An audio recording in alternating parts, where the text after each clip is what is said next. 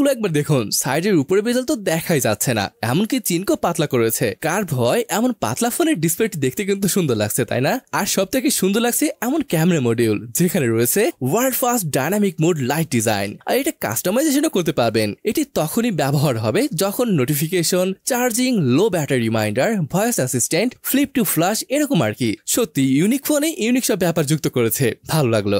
ব্যাটারির ব্যাপার আসলে এখানে 5160 mAh এর মতো বড় একটা ব্যাটারি রয়েছে। আসলে বড় ব্যাটারি বলতেই হচ্ছে, এত পাতলা ফোন বুঝতে পারছেন। সাথে রয়েছে 45 ওয়াটের একটা চার্জিং। এই চার্জারে যদি চার্জ করেন 50% হতে ধরুন 22 থেকে 23 মিনিটের মতো সময় লাগতে পারে।